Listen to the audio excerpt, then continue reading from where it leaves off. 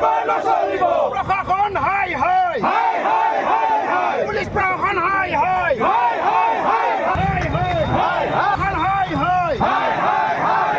মুখপাত্ৰ ৰিতম সিং ডাঙৰীয়াক সামান্য এটা টুইটৰ কাৰণে গ্ৰেপ্তাৰৰ দ্বাৰা অসমৰ মুখ্যমন্ত্ৰী হিমন্ত বিশ্ব শৰ্মাই কেন্দ্ৰীয় গৃহমন্ত্ৰীৰ আগত বাহবা ল'ব খুজিছে আৰু তেওঁ ভয় ভাবুকি দেখুৱাব খুজিছে যে আগন্তুক দিনত বিজেপিৰ বিৰুদ্ধে যিয়ে মাত মাতিব তেওঁক জেলত পঠাব এজন উচ্চ ন্যায়ালয়ৰ অধিবক্তা। কিন্তু মুখ্যমন্ত্ৰী হিমন্ত বিশ্ব শৰ্মাই আৰু তেওঁলোকৰ পূৰ্বজসকলে নাজানে যে কংগ্ৰেছ দল এই দল যি স্বাধীনতা সংগ্ৰামত ব্ৰিটিছৰ বিৰুদ্ধে গুলী খাইছিল।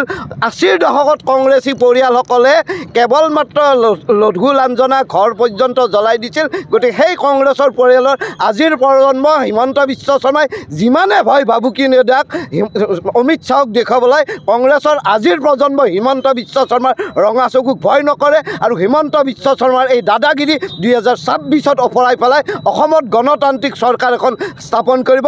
আৰু আজি ৰিতম সিঙক গ্ৰেপ্তাৰৰ জৰিয়তে আমি তাৎক্ষণিকভাৱে নলবাৰীৰ সদৰ মাজমজিয়াত থানা চৌকত একত্ৰিত হৈ শতাধিক কংগ্ৰেছ কৰ্মীয়ে অসমৰ মুখ্যমন্ত্ৰী হিমন্ত বিশ্ব শৰ্মাক স্থানীয় বিধায়ক তথা জয়ন্ত মল্লবুৰক আমি দেখুৱাই দিলোঁ যে তোমালোকে যিমানে অগ্ৰাহী মনোভাৱ নলা 2026 চনত কংগ্ৰেছ দলে সকলো প্ৰত্যাহ্বান নেওচি অসমত গণতান্ত্ৰিক চৰকাৰ স্থাপন কৰিব আৰু তোমালোকৰ স্বেচ্ছাচাৰী আৰু হিটলাৰী এখন উফৰাই পেলাব। যি গণতন্ত্ৰক হিমন্ত বিশ্ব শৰ্মা নেতৃত্বাধীন চৰকাৰখনে আকৌ এবাৰ কবৰ দিলে।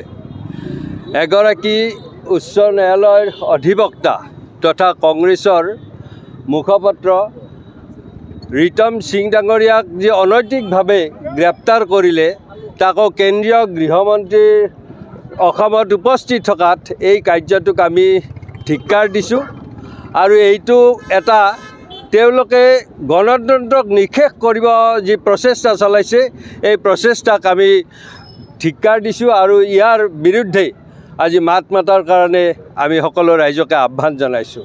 আপোনালোকে দেখিছে কিছুদিন আগত আমাৰ নলবাৰীৰ বিধায়ক তথা জল জীৱনৰ মন্ত্ৰী জয়ন্ত মল্লবৰুৱাই কৈছিল যে নলবাৰীত কংগ্ৰেছে নাই, যিখিনি আছে সেইখিনিকো নিষেধ কৰিব লাগে। এনেকুৱা দম্ভালি মৰা কথা গণতন্ত্ৰত সভা পায়নে?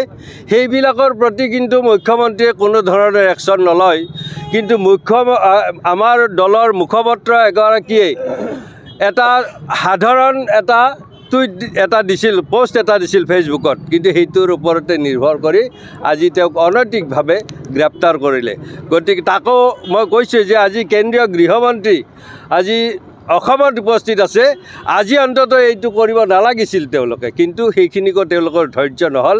কংগ্ৰেছক নিষেধ কৰাৰ যি তেওঁলোকে পণ লৈছে এই পণক আজি আমাৰ ইতিমধ্যে সৰ্বত্ৰ প্ৰতিবাদ হৈছে। আমি নলবাৰীতো আমাৰ জিলাৰ সভাপতি ৰাতুল পাটোৱাৰী ডাঙৰীয়াৰ নেতৃত্বত আমাৰ অসম প্ৰদেশ কংগ্ৰেছ কমিটিৰ সম্পাদক দিব্যজ্যোতি হালৈ ডাঙৰীয়া আৰু আমাৰ মিডিয়া চেলৰ চেয়াৰমেন উদ্দীপন পাটোৱাৰী ডাঙৰীয়াৰ নেতৃত্বত এই আজি প্ৰতিবাদী কাৰ্যসূচী আছে। এই প্ৰতিবাদ আজি নলবাৰীত যি আৰম্ভ হৈছে এইটো কাইলৈ সমগ্ৰ অসমত হ'ব আৰু আমি এই প্ৰতিবাদেৰে বৰ্তমান হিমন্ত বিশ্ব শৰ্মা নেতৃত্বাধীন এই মিছলীয়া ধুৰন্ধৰ মুখ্যমন্ত্ৰীগৰাকীৰ শাসনৰ পৰা অব্যাহতি লোৱাৰ কাৰণে আমি ৰাইজলৈ আহ্বান জনাইছোঁ আৰু তেওঁক অতি সোনকালে আমাৰ অসমৰ পৰা বিদায় দিব লাগে।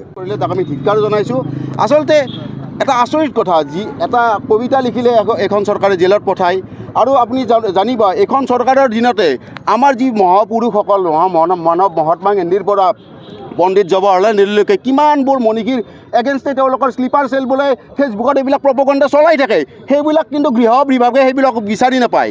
কেইদিনমান আগতে মানৱ ডেকাৰ বিৰুদ্ধে এজনী ছোৱালীয়ে এলিগেশ্যন আনিছে, এই আমি কালি নে পৰহি আমি ফেচবুকত পাইছোঁ, ভিডিঅ' শ্বেয়াৰ হৈছে, সেইবিলাকৰ ওপৰত তেওঁলোকৰ কোনো মন্তব্য নাই। এটা সাধাৰণ টুইটৰ কাৰণে এজন অসম প্ৰদেশ কংগ্ৰেছ কমিটিৰ এজন মুখপাত্ৰ অধিবক্তাক এৰেষ্ট কৰিলে এই ঘটনাক আমি তীব্ৰ ধিক্কাৰ দিছোঁ আৰু লগে লগে ৰাইজকো আহ্বান জনাইছোঁ ইয়াৰ বিৰুদ্ধে প্ৰতিবাদ সাব্যস্ত কৰক। যিকোনো খবৰৰ বাবে যোগাযোগ কৰক 7099017330 লগতে 7099017110 নম্বৰত।